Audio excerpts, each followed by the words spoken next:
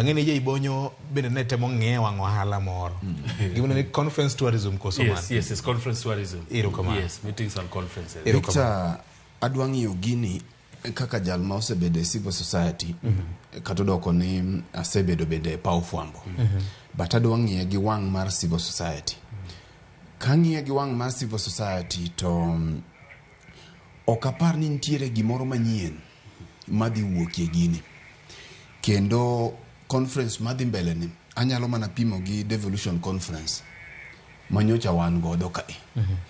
Nitiere weche ariyo maduong' maparo ni nyalo wuokie en ango ma senior jay ng'iye godo mar ohala.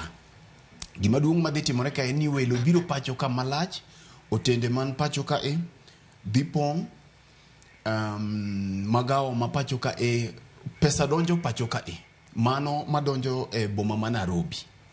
Nikech ing'eyo ni kama jotend pinje maromo chiegni 23 obetie en kama lich, nikech security kende gibiro gi welo mopogore opogore, nyaka UN Secretary General Antonio Guterres bende biro pacho kae. Kora paro ni gima duong' ma Kenya nyalo yudie gini ma kiweyo pinje mamoko mag Afrika maneno gian en mana wach mar jolimbe mabiro pacho kae, to bende gibiro mana gone dendgi mos mana kaka iwinjo a compare gini gi weche mag devolution conference ma ibiro somie speeches mang'eny. Kose som speeches mang'eny, Victor, ase attend rombe machalo gi mae na kinde moro na attend Pan African Youth Conference. Wang'eyo kaka structures mag gigi timore. To king'iyo bende kama temo wacho ni welo ema biro winjo maber, to welo mabiro nyaka gi maka.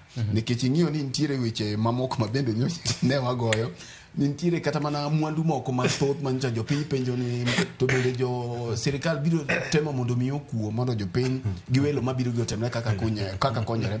Nikech Victor, ing'iyo ni kama oche birie nitiere welo makonyo gi budho. Mano en kit piny mano biro chon. Koro mae mobiro ng'en to kaka welo madhi konyo oche budho gi oriti gin gik matimore. To kawuokie mano Victor, kakora birie chuny wach, aparo ni ber mondo mi waler ne japiny ni to wach mar climate change ni to en ang'o. Nikech en samoro gima osebet mana ka wachore e ute mag fwambo gi isoma weche mag climate change, weche mag global warming, ang'o matimore e gini.